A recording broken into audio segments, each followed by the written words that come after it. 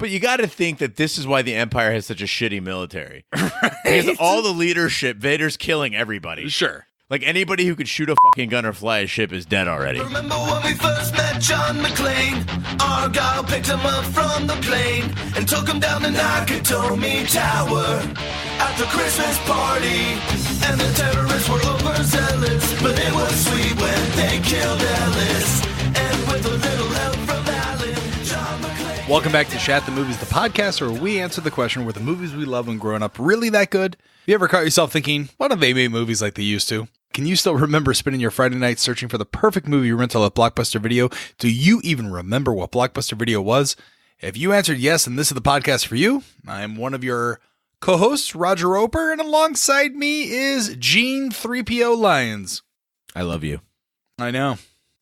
And each week we take a look back and decide if our favorite films still hold up. Each week the audience selects from 6 movie choices that we then break out our race car VHS tape rewinders and watch the movie that tallied the highest number of votes.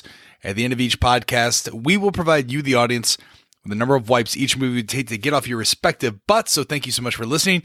If you haven't already, hit that subscribe button and share with a friend. And also check out our sister podcasts, Shat on TV, where we review TV shows, series, such as Westworld, Taboo, American Gods, and Game of Thrones. You can also check me out over at Real Spoilers, where we're doing Mr. Robot.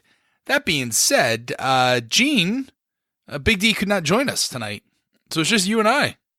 Yeah, that's right. It's kind of a shame because Big D is a huge Star Wars fan, but I feel like in tonight's broadcast, this kind of works out great because you're a fan. I'm not. I admittedly am not a fan of Star Wars movies, so I think we'll be a good yin and yang as we go through this review. Yeah, it's interesting that you say that you're not a Star Wars fan because you and I have spent countless hours playing Battlefront. Yeah, and I remember before I even had, this is the reason I bought an Xbox One, was I saw the trailer for Battlefront. I said, oh my God, we got to do this. And here's the thing, the universe that they've created, I think is pretty cool. Like, I like the way the stormtroopers look. I like the way the ships look. The imagination that's put into this Star Wars universe is amazing. I just don't like the movies in particular. Okay, so in anticipation of The Last Jedi coming out this week, we had timed the best of the Star Wars movie. That was the category for this week. Right, yeah. So it was best of Star Wars, and we wanted to do is again limit it to the 80s and 90s Star Wars movies. So we couldn't go. We did dip back to 77 for A New Hope, which surprisingly did not win. So in order of popularity, the lowest popularity among our listeners was Return of the Jedi. Right. Then the abomination that you loathe, The Phantom Menace. I hate the prequels. The where it all started, A New Hope, 1977's A New Hope got 18% of the vote, but with half of the vote, so as much as the other three combined, was the 1980 The Empire Strikes Back, which we consider the pinnacle of the Star Wars pantheon. Yeah, it's I think I've been a fan of Star Wars my entire life. But yeah, Empire Strikes Back is top of the list for most Star Wars fans. I was actually at Celebration 5 in Orlando, Florida, back in, 2010, 2011, the 20th or the 30th anniversary of Empire Strikes Back. My girlfriend at the time and I went. We had a blast, and that was before, Star Wars has always been big, but that was before Disney bought them and they became kind of crazy and they're all over the place now. But there's something magical about every time I watch this movie, and unfortunately, I can quote just about every line. I've seen it probably 1,000 times. This time, though, felt like work. You know what I mean? It was sometimes I hate the podcast because it makes me forget sometimes how good movies are, right? Or it causes me to look at flaws. And I think that's the biggest problem I have in doing this movie, is because I hold it on such a high pedestal, but going back and having to watch it for work, for class, for an assignment, has kind of rubbed the polish off of this movie, unfortunately for me. I totally know what you're talking about. As I was watching this, it felt like a chore to take notes on this. Right. And I was writing things that I felt were really nitpicky, because honestly, I wanted to just sit back and enjoy it. But I'm like, well, shit, I got to write something down here. And so if you look at it from that perspective, you do see a lot of flaws that you wouldn't notice before. But what really helped for me was I actually saw some plot points and some texture and some richness that I didn't notice before. So it did pay off in the end, at least for me. I think you've seen it way more times than I have, so these are probably not going to be eye-opening to you, but for the casual Star Wars viewer, and believe it or not, there are people out there, friends and family of mine, who either have not seen this or don't even understand the storyline, the overall arching storylines of Star Wars, which I thought were just kind of ubiquitous in our culture. Yeah. Well, Luke Skywalker, played by Mark Hamill, Han Solo, played by Harrison Ford, Princess Leia, played by Carrie Fisher, and Chewbacca, played by Peter Mayhew, face attack by the Imperial forces and its AT-AT walkers on the... Is it AT-AT or is it AT-AT? It's AT-AT, aren't they? I call them AT-ATs. I think they're AT-ATs. I think the popular thing is to call them the AT-ATs, but right. I think they're actually AT-ATs. Yeah. On the ice planet Hoth, while Han and Leia escape on the Millennium Falcon, Luke travels to Dagobah in search of Yoda. Only with the Jedi Master's help will Luke survive when the dark side of the Force beckons him into the ultimate duel with Darth Vader. Again, for those who aren't familiar with Star Wars, this is episode 5, right? But it was the middle chapter in the original Star Wars movie. So let's break it down. So you have, if we had to do it in chronological order, you have the Phantom Menace, episode 1. You have Attack of the Clones, episode 2. Then you have Revenge of the Sith, episode 3. Then you have Rogue One, a Star Wars story. Then you have A New Hope.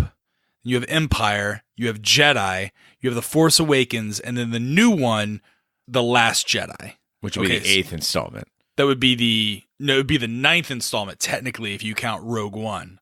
Oh, that's right. Which is canon, right? Yes, right. But when you think about it, I mean, this movie really epitomized what the second story of a trilogy should be, right?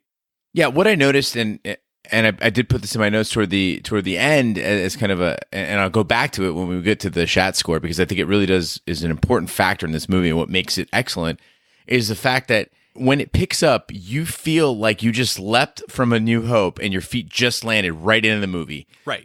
And then as it ends, you feel like you're leaping into the next chapter. They do an excellent job of, you feel the dynamics of this movie moving forward. Star Wars, for all of its tiny ticky-tacky flaws, had an incredible way of always leaving you just starving for more of it. And so that's why I think when The Phantom Menace came out, when Rogue One came out, when any of these movies came out, we were hungry for them, because they never leave the story wrapped up, and they also, whenever the story starts, you're dropped straight into it. It's not they don't go through like a Batman movie and do the world building all over again. Exactly. Well, we always ask the question, where were you, or what are your memories of this movie as a child? For me, I know I didn't see it in the theaters when I was a kid. I did see it in the theaters with my girlfriend at the time, and then we went to Chili's, and then back to my playroom for disappointing sex for her when it was re-released. I do remember seeing it in the theaters. You know, when George Lucas re-released right before he did all the shitty prequels? When they went bananas with the blue glowies? Yeah. Blue glowies. Lots of blue glowies. Although Empire was such a perfect film that he didn't really have much to insert, which again, why Empire is so great. But I remember this movie just being part of my childhood. I feel like there were always Star Wars. It was always like around Christmas time or Thanksgiving, there were Star Wars marathons. And that was really the only way to watch Star Wars growing up as a kid. But somehow it was like always on. It was always like the more adult version of Star Wars. Like as a kid, you liked Jedi, right? Or at least I did. I liked Jedi, I liked New Hope. But as I got older, I started to see the brilliance that was Empire, and really fell in love with the story. I think it was also right around the time Clerks came out, and they opined, Kevin Smith opined, what we all know and love about Empire to this day. Yeah, Empire's a dark movie by all accounts. There's a lot of treachery. The story takes a very dark turn. You got people getting limbs severed off. You get like dark revelations being made. People are getting frozen alive. I mean, it is not a kid's movie by that measure. This movie came out actually in a very dark week in 1980. So it was released a week before I was born. and 3 days after Ian Curtis of Joy Division died. So so it was a pretty horrible week for the world, and I don't remember, just as you, as I was just being born, I didn't remember this. So it was actually in theaters, and I was released at the same time as this is in theaters. It's kind of amazing. But my first exposure to Star Wars, the first movie I remember watching, and this is kind of crazy, when people ask me what my first memory was, it was actually Return of the Jedi. Sure. It was 1983. And I remember I was in the theater and I was terrified because all I remember was monsters on the screen. And so my mom had to take me out of there and take me to see, this is like, God bless mothers, because she took me to see Mr. Mom instead, thinking that was safe. And if you remember, Mr. Mom has a vacuum cleaner scene. The Kirby. That is also terrifying. So I screamed in there too. She had to take me out of there too. So basically, moms, leave your 3-year-olds at home, please, when you go to the movies. Yeah, Mr. Mom, great movie. We should put that in like a best of Michael Keaton, along with that and Gung Ho. Remember Gung Ho? Multiplicity, remember that? Multiplicity was fantastic. I enjoyed that. It was like, you want to see Michael Keaton do Eddie Murphy? Multiplicity. But I had the toys. Like Empire, like Star Wars was a thing for us growing up, but it was nowhere near what it is. Like, I felt like it was just the right amount of saturation, which is odd because that's where George Lucas made all of his money, was on the toys. But today, I mean, you can't go 20 feet without seeing some sort of Star Wars reference. Yeah, man, and it's gotten crazy in the sense that I think with the animated series and all that stuff, it's just gotten a little out of hand. I remember when we were kids, those original Star Wars toys were like normal people sized. Yeah. And then they started getting like humongous. And if you look at like a Luke toy now, he's like ripped. He's like a huge dude. And you're like, what is that all about? Like, I remember I was just happy with the little lightsaber that slid out of the arm socket. Yeah, the arm lightsaber that would break off with within 10 minutes of playing with it. But there was also listen, Star Wars wasn't always Empire. It wasn't always fantastic. I mean, you had Star Wars: A New Hope, which surprised everyone. It set George Lucas on the map. But shortly after that, they did a couple terrible things. They did the animated, like, wasn't there like an animated cartoon? Right. And then they did the Christmas special, which was kind of shitty, like super shitty. Kind of shitty? It's the worst thing you've ever seen in your entire life. So George Lucas has been trying to kill Star Wars, I think, ever since A New Hope, and for some reason he keeps failing upwards. But this movie, thanks again to George Lucas being fairly young in his career, and not the George Lucas powerful rich man in Northern California that he is today. He still had some good creative thoughts back then, and he turned over directing to Irving Kershner, who I believe also who wrote Empire. It was I know Irving Kershner directed it. Yeah, and the interesting thing about Kershner is that he, comes from an indie background. And so the movie does have if you look at 1980s movies, this is very different from other stuff that was coming out at the time. But right. I think Lawrence Kasdan also worked on the screenplay. He along with Lee Brackett were the ones who wrote Empire. So Irving Kershner, you definitely feel, again, for it being a Star Wars movie, it does have an indie movie like feel. So that's what I liked about Rogue One, even though it was $200 million. Yeah, I mean, I think that, again, with Rogue One and with Empire Strikes Back, what made them great was the degree of sacrifice. In spoiler alert, in The Empire Strikes Back, Luke loses an arm. Han, for all intents and purposes, you think he's dead. You have a lot of loss in this movie, and even in A New Hope with the loss of Obi-Wan, this series is plagued with sadness, and that's what I really, really enjoyed about Rogue One, was that it was not a happy ending, and I actually got choked up at the end of that movie because I was like, this is what happens. This is why it's Star Wars and not Star Convention, Yeah. All right. Well, with that being said, Gene, play the trailer. Luke Skywalker and Han Solo rescued the princess, destroyed the Death Star, but their story didn't end there.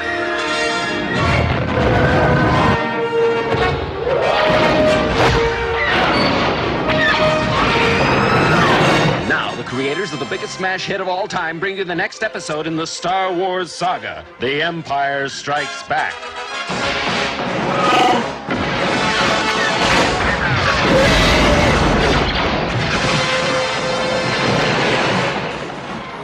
continuing story of our band of heroes.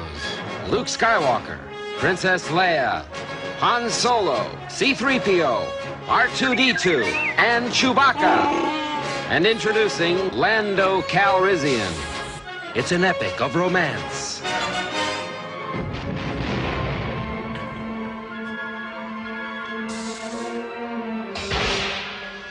Of heroes and villains.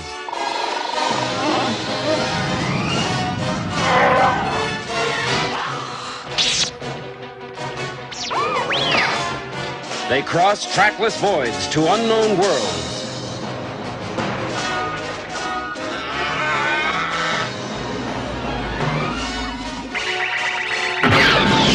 A galactic odyssey against oppression.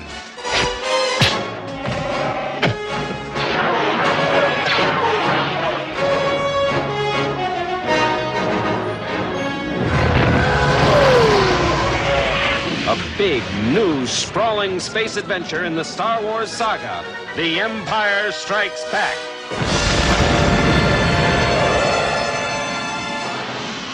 Coming to your galaxy next summer. All right, it has been 3 years after the destruction of the Death Star. The Rebel Alliance has been driven from their former base on Yavin 4 by the Galactic Empire. The Rebels, led by Princess Leia, have set up a new base on the ice planet Hoth. The Imperial fleet, led by Darth Vader, continues to hunt for the Rebels' new base by dispatching probe droids across the galaxy. While investigating a potential meteor strike, Luke Skywalker is captured by a Wampa, a Yeti-like creature. He manages to escape from its cave with his lightsaber, but soon succumbs to the freezing temperatures and collapses. The Force ghost of his late mentor, Obi-Wan Kenobi, instructs him to go to the Dagobah system to train under Jedi Master Yoda.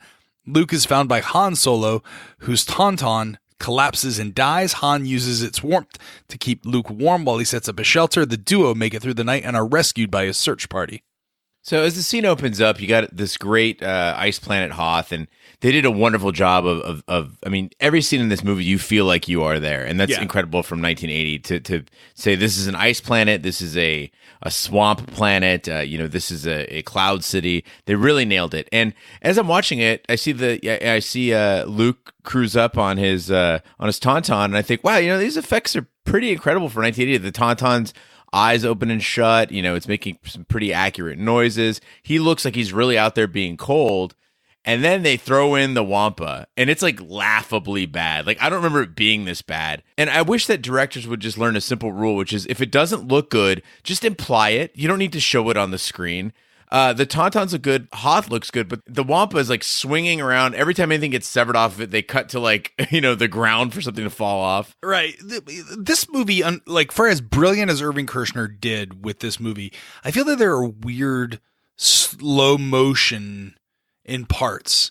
Like the whole Wampa scene, when Luke finally uses his force to grab his lightsaber, and then right as the Wampa is coming to attack him and kill him, he swings his lightsaber.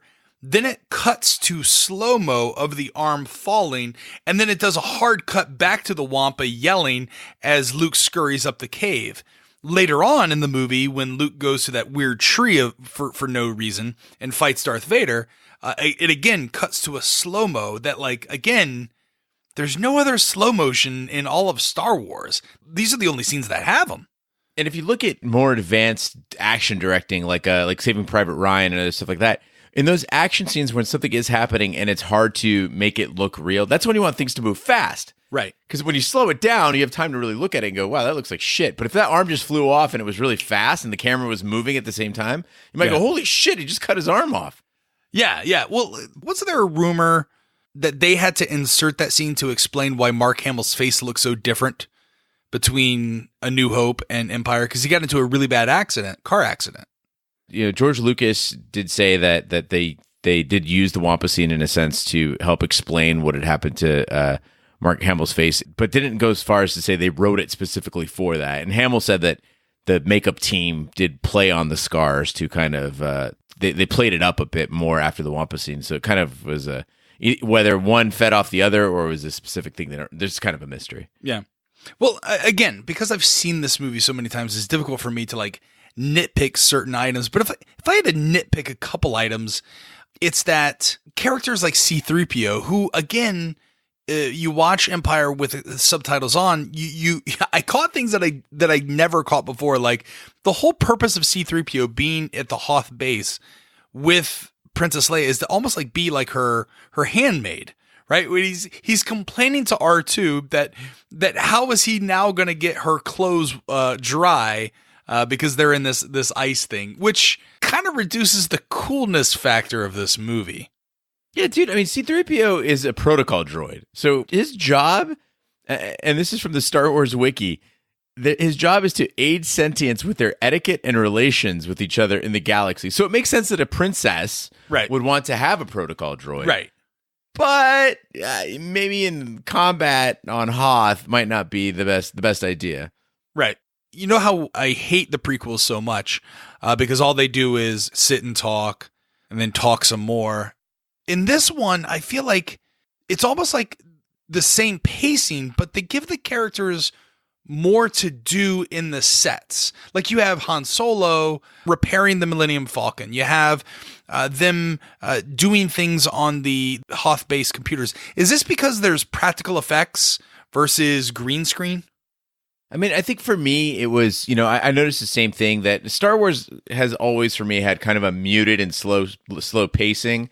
It's sort of a distinguishing factor of Star Wars. You're watching a Star Wars movie because of kind of the way that speech is spaced out a bit. They take their time really letting the dialogue unfold, but it's not really heavy dialogue. It's kind of just sparse dialogue that's metered. But yeah, what they do is exactly as you said, is they're always doing something. So it's not so in this movie, as they're doing stuff, it's not as pronounced. And also you have insertions of the fight with the Tauntaun, and then the payoff on this one is, you got some talking, and just when you're like, all right, let's move it along, they're like, oh, you want to move it along? All right, fucking AT-ATs show up, and now we got a fucking trench warfare going on, and that's awesome. And what I really loved is, again, like you mentioned with the Phantom Menace, is the charm wasn't really there. Here in Empire Strikes Back, Harrison Ford, he's got that swagger, and he can make the cheesiest line sound not so cheesy. Like when he cuts open the Tauntaun, he's like, "Oh, I thought they smelled bad on the outside." You're right, and he's kind of poking fun of itself almost. Or when he laugh it up, fuzzball. You're like anybody else, you'd be like, "What the fuck?" But it's kind of like Indiana Jones again. Sure, you see that same character coming through. He takes an immature character and then makes him somehow lovable. But the reason I think the original movies are such classics is there were good actors. Carrie Fisher delivers her line with, an authenticity. So does Harrison Ford. You understand the characters. You know their motivations. All the characters, like all the ancillary rebel characters in the beginning when they're in the base, you feel like they have something to do. Although I will say this, what the fuck is Princess Leia's job? Is it to do everything? She's fucking answering the phones. She's, giving pre-flight status meetings to X-Wing pilots. She's doing it all. Like, fucking delegate. She's a micromanager. I think at one point, even when they're trying to escape TIE fighter, she's actually flying the Millennium Falcon. I'm like, she literally is a do-it-all. It's amazing. Yeah. Like, people are all like, oh, well, Rey is the empowering figure now of Star Wars. Or you had, was it Jyn Erso in Rogue One? You had these female characters. Let's not overlook fucking Carrie Fisher. Carrie Fisher was a badass. She was the first one to, go against that grain of princesses and what it meant to be, kind of a traditional damsel in distress. On patrol, Han and Chewbacca discover the meteor Luke had planned to investigate is actually a probe droid, which alerts the Empire to the rebels' location. The Empire launches a large-scale attack using AT-AT walkers to capture the base. Despite great resistance, the walkers destroy the base's shield generator and force the rebels to retreat. Han and Leia escaped on the Millennium Falcon with C-3PO and Chewbacca, but the hyperdrive malfunctions. They hide in an asteroid field where Han and Leia grow closer and eventually kiss. Okay, first of all, I think a lot of people, consider this battle of Hoth to be a loss for the rebels. Sure. It's not, man. Like they did what they wanted to do. They got the fuck out of there, which was the whole plan, right? I mean, listen, for an action adventure sci-fi space opera, there's an element of believability in any other movie. In fact, if they were to remake this movie, they would have this giant battle. Well, let's go to battle stations. You know what the first thing the general or whoever is there, he says, we got to fucking evacuate the base. We're not going to be able to go up against the Empire. Yeah, and I think everybody has their favorite battles, from Star Wars. And for me, there's this suspense. I mean, as you mentioned, that they're staring death in the face, and these soldiers are preparing in the trenches to take on the AT-ATs, and they're looking through the binoculars. You see that first foot, of the AT-AT appear, and then the snow speeders appear, and they're going to war with them, and they know they can't shoot them down. They got to use the tow cables. Like this whole thing, there's so much imagination going on. It's exciting. I don't think, for my money, like really Hoth is one of the best battles in the Star Wars pantheon. In that it just looks cool all around. And the snow speeders, I like them better than X-wings. I think they're the coolest. Well, at any given time that the rebels aren't going to be able to sustain this, right? All they're trying to do is battle long enough to get their transports off the planet, right? And not be captured by the blockade, by this by the giant star destroyers. So in that, like you feel the tension. Like there's a great buildup from an audience. You feel it, and in terms of adventure and action, there's nothing that beats like a point of view in the snowspeeder, right? The POV in an X-wing, or a POV from the bridge of the AT-AT. And this was all done before computer generation, computer generated images, CGI, and all done practically. And again, that's, I think, the wonderment as a child. You look, some kids today would probably look back at this and be like, oh, that's old hat. But I still think this holds up. Yeah, I mean, you see that scene when Luke goes down to the snowspeeder and he wrecks into the snow, and it's got smoke coming out of it. He's pulling a DAC out of the back there, and the foot of the AT-AT is coming, and it all looks great. And it's so hard, if you can imagine shooting on film with a snowy environment that you've created, with that wreckage and pulling out. You got to time everything just right and making it make sense. It's cohesive. You're not wondering what the hell is going on here. Like it all works, and that is just so tough to do. And I hope that people watching it appreciate how difficult that shot is. Not only is it difficult, but think of the budget for this film. Do you know the budget was $33 million? That's crazy. $33 million in 1980, and it was all funded by George Lucas. He took a loan against the profits that he made on New Hope and bankrolled everything because he didn't want to give any control up to another studio. So obviously he made his money back, 100 times over. But the fact that, like, again, you're using practical effects on a shoestring budget, I think makes me appreciate the movie even more. Yeah, there are some flaws, though. I think that they cut some corners when you look at the science there that people didn't really have. Like, I know this is a fantasy. People mistake this for sci-fi. I don't consider this a sci-fi movie, and so I'm not going to hold them to the same standards as a sci-fi movie. But there were some points where you talked about Han hiding in the asteroid field, and I'm all for fantasy, but like this asteroid, it has things living on it, and apparently an atmosphere. Yeah, and they can just walk out with like little gas masks, and everything's cool. It doesn't. I'm a little confused by that. But that's the difference between Star Wars and Star Trek. Like when Star Wars tries to be Star Trek, it's not great. When Star Trek tries to be Star Wars, it's not fantastic. Star Wars always kind of knew it was kind of a fantasy space opera, in the veil of, B movies from like the 50s and 60s, right? Like what was I always want to think of Duck Dodgers. Buck Rogers? Buck Rogers, right? Like the old serials of the time. That's what inspired George Lucas to make these movies. But when they try to go too far and try to explain stuff and have giant council meetings of all the aliens from across the like, no one wants that. Like, just give me some space battles, give me some AT-ATs. But I also thought it was interesting, knowing that, like, the biggest scene in Rogue One, again, fucking, if you haven't seen Rogue One and you're listening to a podcast about Star Wars, we're going to spoil shit. So, like, at the end of Rogue One, where Darth Vader comes in and does all of his badassery, it's hard to imagine that there were characters in the Star Wars universe that would talk back to Darth Vader, because I think the idea of Darth Vader, correct me if I'm wrong, has been so twisted and is so different from what the intent was, which was he was just a strongman for the Emperor. Yeah, and now the Darth Vader, I mean, people who aren't really familiar with the series, they think he's the big bad, which he's not. He's actually a very sympathetic character.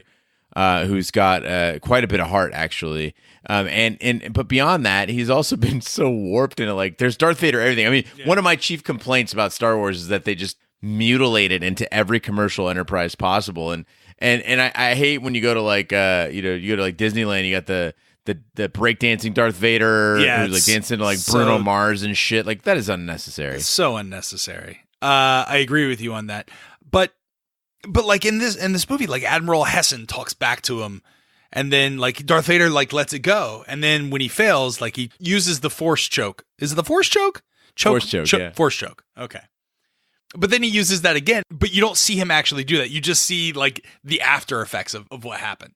The guy you're referring to, the second guy, is Captain Nita. Aha. And that guy's a fucking boss, because he like knows he fucked up, so he just tells everybody in his crew, he's like, I'm gonna take a shuttle and I'm gonna go tell Vader I fucked up. You know, like that guy, like that's some balls. He falls on the sword, right? Yeah, but like this film has so much fucking good humor in it, and you love dark humor. Like when right at that scene, Darth Vader says, "Apology accepted." But you got to think that this is why the Empire has such a shitty military. Right? Because all the leadership, Vader's killing everybody. Sure. Like, anybody who could shoot a fucking gun or fly a ship is dead already. No wonder they can't shoot straight. Aha. Are they all supposed to be clones? Yeah. Are they all are they really? The stormtroopers? Right now. Like in the real world? No, in Empire, are they clones?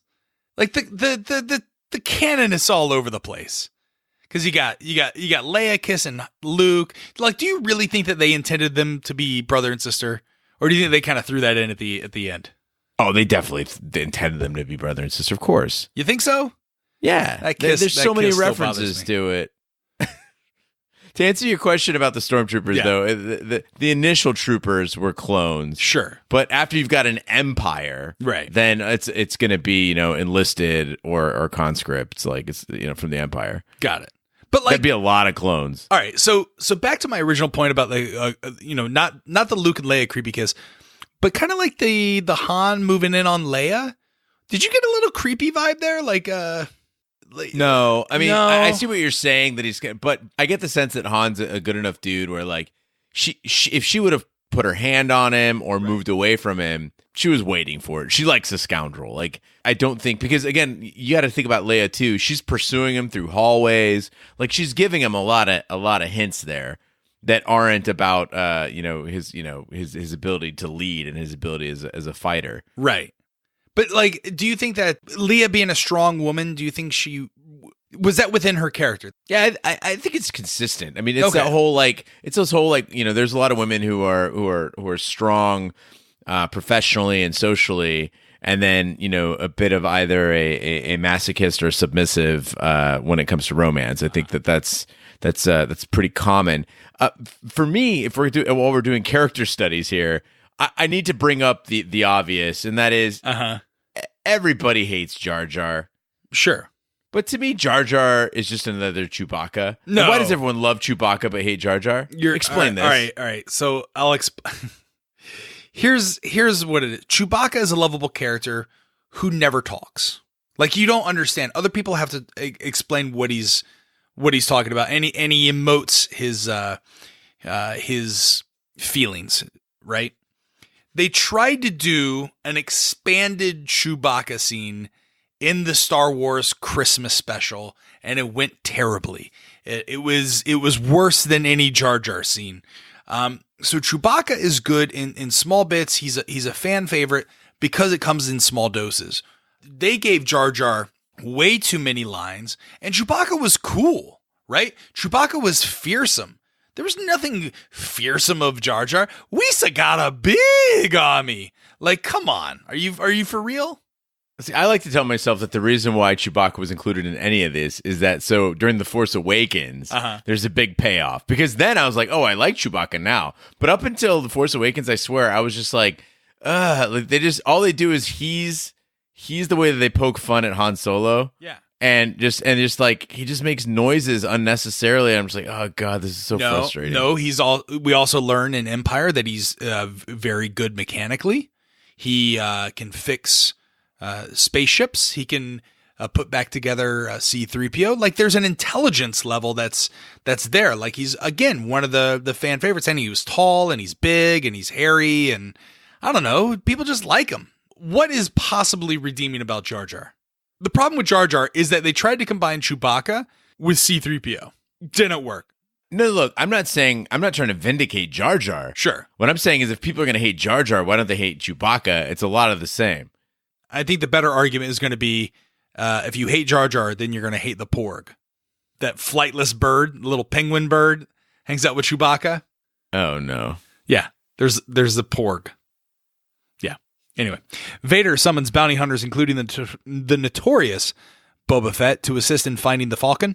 Luke, meanwhile, escapes with R2-D2 in his X-Wing fighter and crash lands on the swamp planet Dagobah.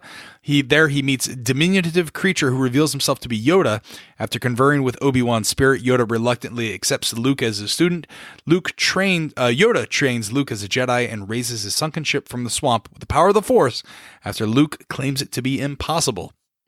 So we're getting a lot of Vader kind of pursuing as he's calling for the bounty hunters and plotting his capture of his enemies. And one of the really cool parts of this movie, and again, I have to put myself back in that mindset of when the movie first came out. It must have been so exciting for the audience to get that little teaser look under Vader's helmet. It's from the back, and you just get a little bit of a look. Sure. And I remember pre-internet, that curiosity of what Vader looked like under the helmet. It was the stuff of legends. People would talk to each other about it, and then you'd have to go find that scene, and you'd play it over and over and over again on VHS to see, like, oh, there's this little, this is what Vader looks like. Because you always wonder, like, what's going on under that helmet. Another thing I really appreciated, again, going into the depth that the movie does, is a lesser movie or even a more modern movie, that training that Luke did, it's going to be a montage, right? Oh, it's totally going to be a montage. I'm pretty sure in The Last Jedi, in the new Star Wars film, we're gonna get a fucking training montage with fucking Rey and Luke, and hopefully they do it in the same vein that they do it in Empire, with you have Yoda kind of explaining for the first time, because we don't, guys, at this point we had no idea what a fucking Jedi was. Yeah, I mean, this is where Star Wars pacing actually works. They take the time. And really, they're examining the real battle in Star Wars. Star Wars, there's the larger scale battles over the, between planets and spacecraft, but the real battle is the Force, right? The dark versus the light and the Force, that balance. Mm-hmm. And this, again, like you said, this is really the comprehensive explanation of it, and what the real danger is. The real danger is not losing physically. The real danger is losing yourself to hatred, to anger, and to fear. I appreciate all that, but I gotta have one complaint. Yeah, and that is Yoda is cool, but the voicing is awful. No, you're wrong. Frank Oz is a fucking hack. He does Frank Oz Fraggle Muppet voice for goddamn everything. You're absolutely incorrect. Frank Oz is a national treasure, and the Yoda voice obviously is iconic. Everyone knows Yoda speak. And in fact, I was watching it with Megan, and she turns to me and she's like, I fucking love Yoda. And I'm like, I know. Like, Yoda was always my favorite character growing up. Always my favorite character. Even before he could hop like a frog and do battle with his lightsaber. There was just always like a wisdom about him. There was and you talk about like how I think too often, and especially in the prequels, they focus on the physical battles, the physical fighting nature of the Jedi, when really the Jedi were supposed to be kind of like Buddhist monks almost, right? They were supposed to not use their lightsaber unless it was absolutely necessary. And I think that's what was so effective about the training montage and what Yoda is trying to get Luke to do, which is let go of his fears, let go of his emotions, and really hone in and concentrate on the foe, almost get into a Zen-like state, which a lot of Buddhist monks and a lot of religions preach. So for that, I always found it fascinating, and that's what made me want to be a Jedi Knight. I'm surprised you mentioned that, because as somebody who poo-poos the Phantom Menace, I thought that was the best illustration of how a Jedi should behave when Obi-Wan waits behind the barrier to fight Darth Maul. That's fantastic. Yeah. And he just chills. Listen, if there's anything to watch, it's that particular scene, but it's still not great. Anyway, After evading the Empire, Han travels to the planet of Bespin, which is home to a floating colony in the skies known as Cloud City. Cloud City is run by Han's old friend, Lando Calrissian. Unknowingly, the Millennium Falcon has been tracked for the Empire by Boba Fett. Shortly after they arrive, Lando leads the group into a trap, and they're handed over to Darth Vader and Boba Fett. Vader plans to use the group as bait to lure out Luke, intending to capture him alive and take him to the Emperor. During his training on Dagobah, Luke sees a premonition of Han and Leia in pain in a city in the clouds, and against the wishes of Yoda and Obi-Wan, leaves to save them. So Cloud City, one of the things they do really great in this movie is that they really match the environment with the characters. So Yoda in the Dagobah system and the Cloud City being Lando's home, it's got a smoothness to it, the color palette, all that stuff. You can tell Lando lives there. It all comes together, and Star Wars really nailed those different settings. So just think of the investment that they had to go to again on this very small budget to create Hoth and Bespin and the Dagobah system, the different starships. There's incredible set design, incredible imagination, and the mood is set when the scene opens. You already know the feeling. It's evocative based on where you are. I was very impressed. So like, there's things that you remember of Empire Strikes Back to this day, such as oh God, I know he has a name, but I'm as much of a Star Wars nerd as I am. I don't remember his name, but he's the guy that has the thing on his head. He's like the ear muffy thing. The ear muffy thing. He's the number 2. He's like the anti Geordie LaForge. He's like the backwards Geordie LaForge. God, what is his name? I forget his name. Lobot. That's his name. His fucking name is Lobot. You have Lobot, you have Lando Calrissian. Then you have the people who live in Cloud City. They're inconsequential. They're not even necessary. The only people that are consequential, and I love this. You've been to Phoenix Comic Cons? Have you seen the guys running around in like the orange jumpsuit and the ice cream maker? No. There's like a half a second shot when Lando announces that Cloud City's got to evacuate, and there's in the crowd of people, there's this one guy that's running with what appears to be some sort of futuristic thing. It's actually like, I think it's an ice cream maker. But that guy has been revered by Star Wars nerds and geeks to where there are entire groups of these people. I forget, God, what are their names? But they're search Empire Strikes Back ice cream maker guy, and there are entire groups of them that go on cons, and they're constantly like running. Yeah, his name is Wilro Hood.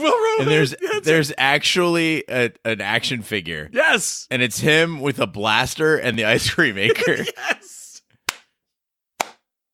I don't even know. Okay, so again, I'm looking at the photo of like six dudes all dressed like that.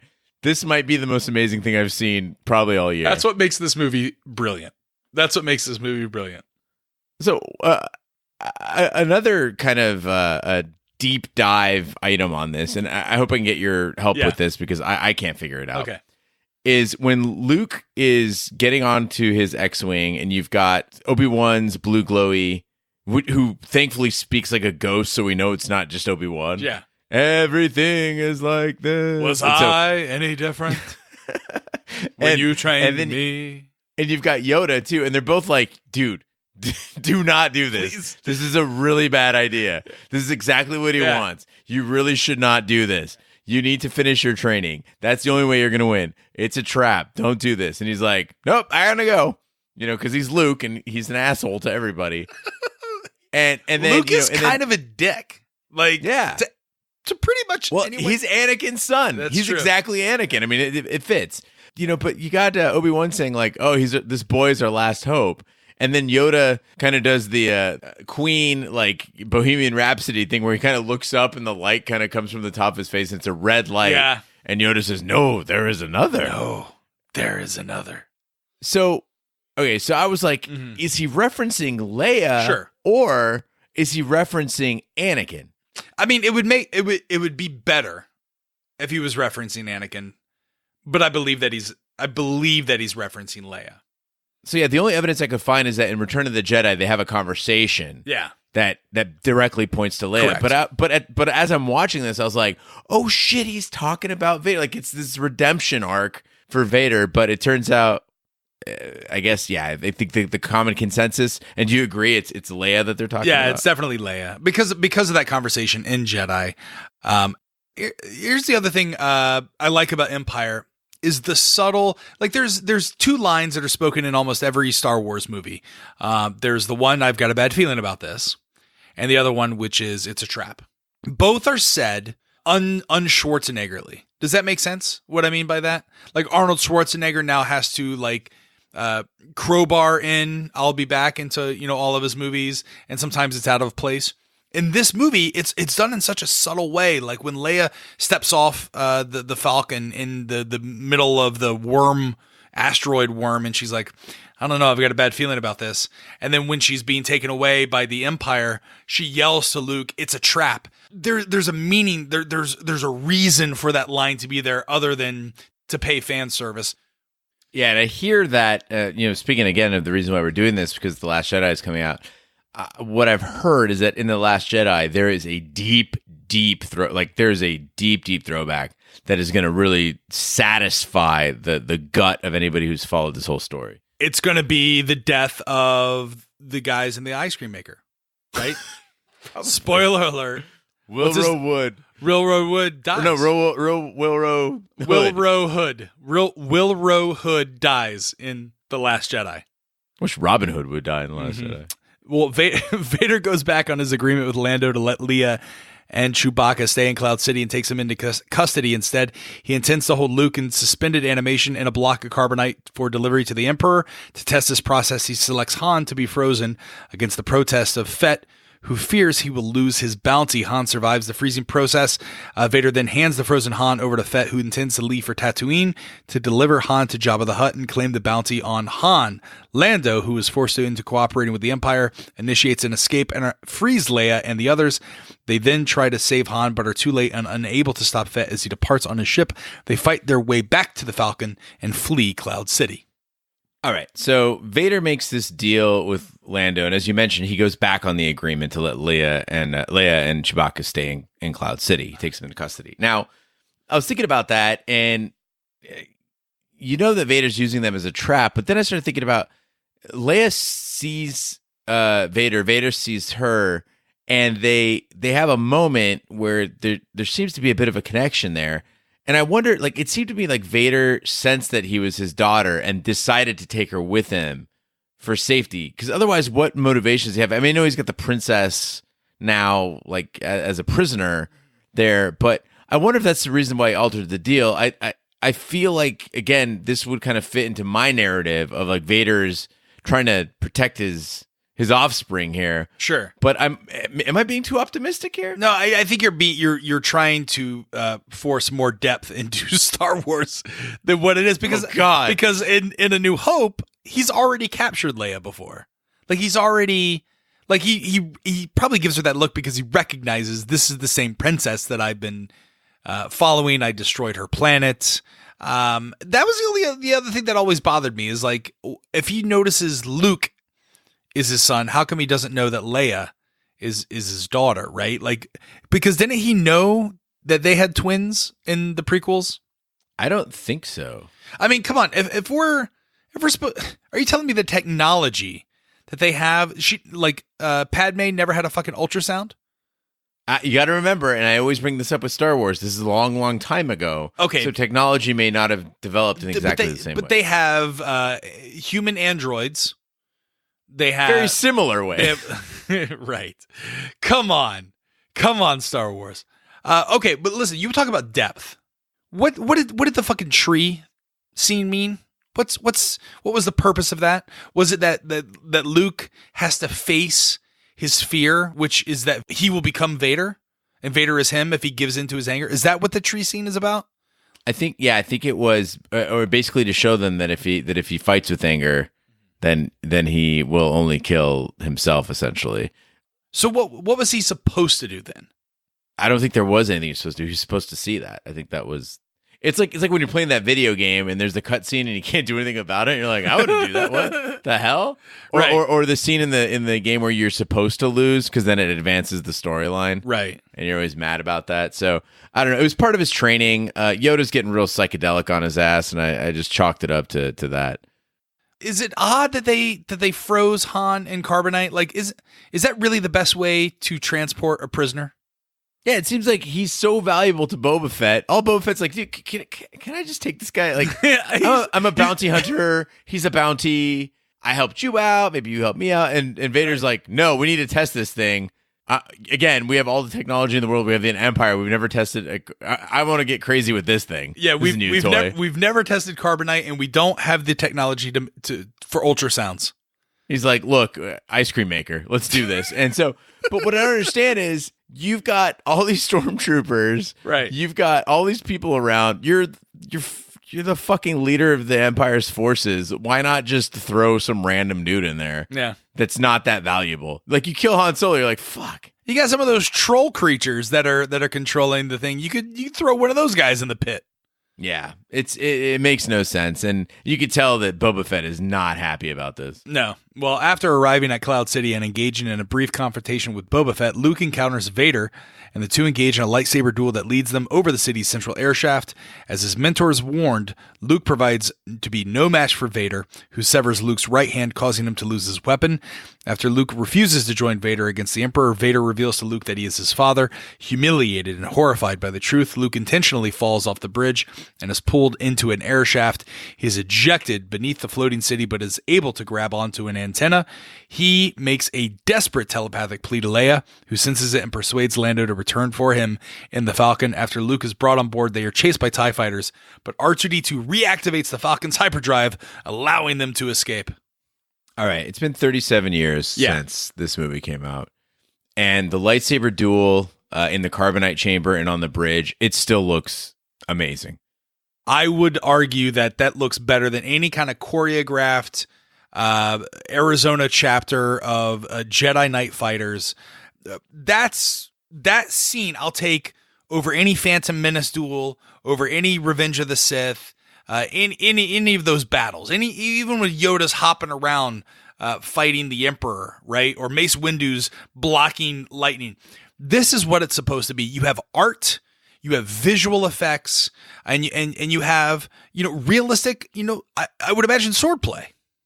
Yeah, one of the things I really like too is the difference in their styles, where you see that Darth Vader, there's the hatred in the strokes. He takes these big, mighty swings, and also even the attention to detail where Luke hurriedly, nervously deploys his lightsaber, and it's that blue one, and it just fires right out, and Vader slowly creeps out. There's a patience to it that I really, really like. It's very ominous. And then again, they've got that blue backdrop and the lights are way down low, so everything is illuminated by these two blades. Again, on a $33 million budget in 1980, the fact that they could achieve this effect is mind-blowing. My only flaw with the lightsaber duel is when it moves into that next room and then the window smashes because Vader is force throwing things at him. Like this is where you could have used maybe some CGI, because those things look like they were moving like at a snail's pace, and you just see like Mark Hamill try to sell it by moving clumsily, like oh, it hurt, a toaster hit me in the face.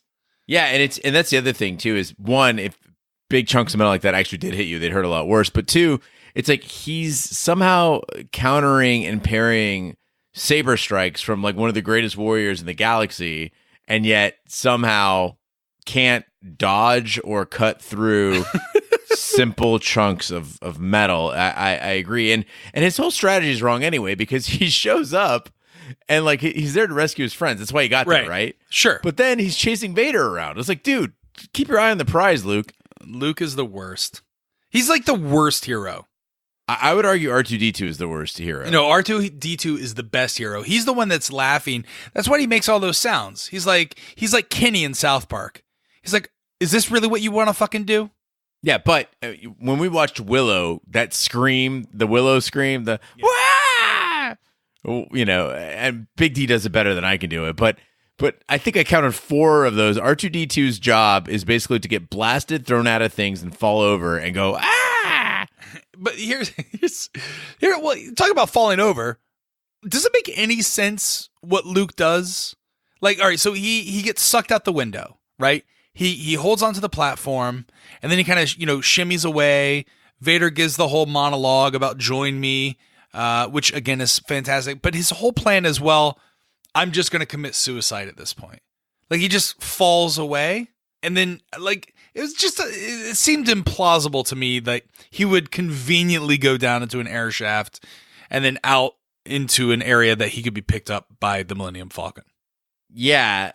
Also, he's like sitting there just crying and like making the most contorted face possible. I'm just like, Jesus That's Christ. Impossible. Like, yeah, he could have at least like gone out like a boss and like try to jump at Vader and like tackle him off the bridge, or use the Force to maybe like leap over him or something. Right. Yeah, he gave up, man. Yeah. Well, later aboard a medical frigate in the Rebel fleet, Luke's severed hand is replaced by a robotic prosthetic. Again, they don't have any ultrasound technology, but they can replace hands with robot prosthetics. Lando and Chewbacca set off for Tatooine in the Falcon in order to find Jabba the Hutt and Boba Fett to save Han. As the Falcon departs, Luke, Leia, R2-D2, and C-3PO gaze out on the galaxy and await word from Lando. Again, if this is 1980 and I'm in the movies, I'm like, oh my God, when's the next movie gonna come out? Like, this is the perfect setup. They're sitting, you see Luke and Leia, C-3PO and R2-D2 looking out the portal, and they see the ships going, and you feel so much exhilaration going into Return of the Jedi. Also, the hand. Again, this is some of the genius of the effects that they did there. They didn't try to make a robot hand. Instead, you did the smart thing, which is, I wish, again, what they'd done with the Wampa, which is basically like, you just have a little panel in the arm that's open up with some blinking lights, and that makes it look like a robot hand, which both impresses you with the technology. Still kind of amazed they don't have ultrasound. Yeah, no, I really enjoyed that scene as well. And then again, it goes to, by using his hatred, right? By letting his emotions get the best of him, by crying on that platform, right? Which is what a Jedi is not supposed to do. He lost a little bit of his humanity. And I think that's what the right hand symbolizes, is he's turning into a little bit of his father, into Darth Vader, right? And so by not heeding Yoda and Obi-Wan's advice, the cause of that is that he's one step closer to becoming his father, which is Darth Vader. I think that's what they're trying to. I think you're right on the money. Which is fucking why this movie's great. All right, is there anything else we want to talk about before we shut down and get ready to go see The Last Jedi? I think it's time that we give it our patented Shat scores. Yeah. So if you've never listened to the podcast before, Zero Wipes is a perfect movie. It's the Empire Strikes Back. It's the Chewbacca of Star Wars, and 5 Wipes is the equivalent of Jar Jar Binks stepping in some doo-doo and having his lip go numb because he stuck it in between a pod racer, their lightning bolts or whatever. It's fucking That's pretty bad. That's pretty bad. Yeah, it's really bad. All right, with that being said, we'll start with Big D's score. Big D couldn't be on the podcast, but he did send us his Shat score. How many wipes did Big D give this movie? Big D loves this movie, and again, it's sad that we couldn't have him on, but he gave it a near perfect score with half a wipe. Yeah. So before I sat down to watch this movie, and I was convinced that I was going to give it a half a wipe as well. And this is why I'm going to hate myself here. Upon watching it strictly for the sake of judging it for our viewers, and being as honest and authentic as possible, as much as I love this movie, and I still think it's the best Star Wars movie of all of them, it has some minor flaws. It's still a great movie. It's fun. It has great humor, some dark humor. It goes to some dark places, but there's some flaws. Like, there's some effects that don't quite work. So with that being said, it's a one wipe movie for me. It's close to half a wipe, but it's a one wipe movie. And I think that's a fair, authentic, for being someone who's a Star Wars nerd who has a Millennium Falcon Lego set right next to him. I think a one wipe is fair. So Dick gave it half a wipe. I give it one wipe. Gene, what do you give it? So I agree with you. This is my favorite of the Star Wars franchise. There's tons of imagination, amazing attention to detail. There's memorable scenes, but I agree that it suffers from some minor flaws and the same issues that really plague almost all the Star Wars movies, which is some slow pacing when there doesn't need to be slow pacing. I think that the cutesy characters are what really ruins it for me. I don't like the R2-D2s. I don't like the C-3POs. I don't like the Chewbaccas. And there were some effects that fell flat. I remember at one scene where they're trying to go catch up with Boba Fett's Slave One, and R2-D2's holding up everybody. He's just like, I'm going as fast as I can. I'm fucking R2-D2. Yeah. And I'm like, why do you have droids that are so slow? Again, we should have a world where droids are a little bit faster. And the Wampa, was off to a rough start. So for me, I'm in the same zone. I think Big D was a half a wipe. You're at one wipe. And I come in at 1.5 wipes for me. All right, so if we add all of those scores up and then divide by 3, what does that give us? I think that gives us exactly one wipe average. Yeah, so that puts it right after Ferris Bueller's Day Off and right above 7, which we just recently did. So 7 was a 1.08 wipes. Ferris Bueller's Day Off was 3/4 of a wipe. So a one wipe average. So it's the 9th best movie according to shatthemovies.com, according to our wipe. And I feel that's right. That feels correct. I think it might be one tick off. I would put it between Die Hard and Ferris Bueller's Day Off. I don't think it's as good as Die Hard, but I think it's better than Ferris Bueller's Day Off. But I think it's fair. I mean, that's really negligible at that point. I think if you're in the top 10, I think that's great. I mean, looking at it this way, I think Raising Arizona is a near perfect movie. And that's not even in the top 10, I mean, other movies that didn't make the top 10, we're talking Shawshank Redemption, The Breakfast Club. Like, there are other movies out there that are fantastic that are still not in the top 10. Starship Troopers, to me, is, near perfection, and that's in the top 20. So I think that's a good score. And again, we're talking about a movie that came out at the very, edge of our timeline that we even allowed from 1980. So that's very impressive. All right, so now's the time where we talk about our shout-outs and our next movie. Gene, what is a shout-out? Raj, a shout-out is listeners' way of telling us they are listening. They can go to shatthemovies.com, scroll down, and they'll see a little slide-out that says, get a shout-out. Put your name in there, and we'll read it on the podcast as our thank you to you.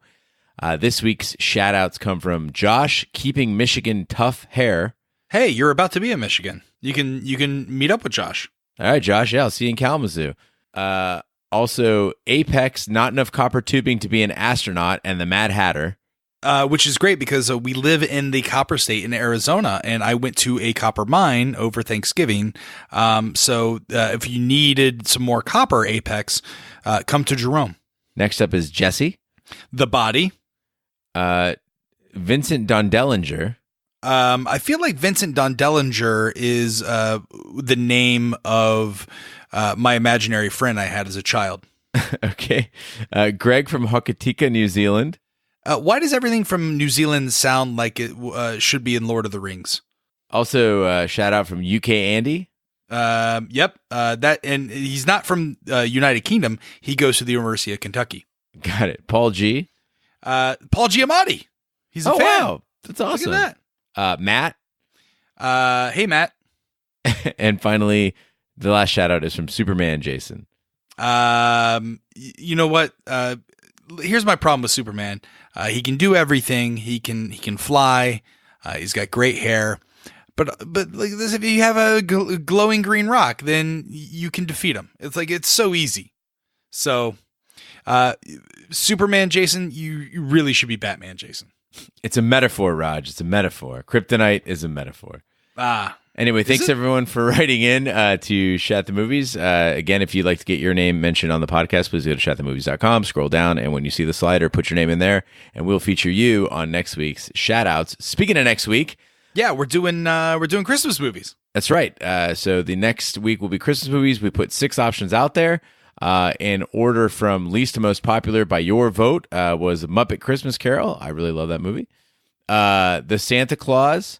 Nightmare Before Christmas, Jingle All the Way, Scrooged, and just eking out a victory over Scrooge was the most popular Christmas movie for us to watch this year. Was A Christmas Story. Oh God! Now I know how Roy Moore feels in his loss to Doug Jones, because I was petitioning for Scrooged, because Scrooged is by far my most favorite holiday movie. It's a brilliant movie. It's a zero white movie. It's flawless. It's Bill Murray at the top of his game, and yet we have to do. We have to do the basic bitch vanilla latte from Starbucks of Christmas movies, A Christmas Story. I'm very disappointed. Yeah, I'm not a fan of this movie. People told me I needed to watch it. Everyone's got the leg lamp and all that stuff, and so I was like, fine, I'll watch it. This is back in, I think, like 2010 or 11. Right, yeah. And I just did not get it. So if people could write into host@shatthemovies.com, let us know what's so great about this movie so I know what to watch for when we watch it for the next podcast. You'll shoot your eye out, Ralphie. Which, by the way, this was directed and written by the same guy who did Porky's, right? Yeah, it is. You're right. It's fucking great. Well, that concludes this week's episode of Shat the Movies. Be sure to follow us on social media and share with a friend. We're everywhere, including Twitter, Snapchat, and Instagram. Our handle is Shat the Movies. You can also find us on Facebook. Just search for Shat the Movies Podcast. Our website is shatthemovies.com. Our email address is hosts@shatthemovies.com. We're everywhere fine podcasts can be found, including iTunes, Google Play, Stitcher, and YouTube. Be sure to subscribe. And if you stop by iTunes, please be sure to leave a 5-star review. That really helps the podcast grow. You can also check out our sister podcast, Shat on TV, where we review television series such as Westworld, Taboo, American Gods, and Game of Thrones. You can check out all the information on our website, shatontv.com. On behalf of my co-hosts, Big D, Dick Ebert, and Gene C3PO Lyons, I'm Roger Roper. Be sure to join us next week for our Christmas Story review. Thanks so much for listening. Take care, good night, and good luck. But it was sweet when they killed Ellis.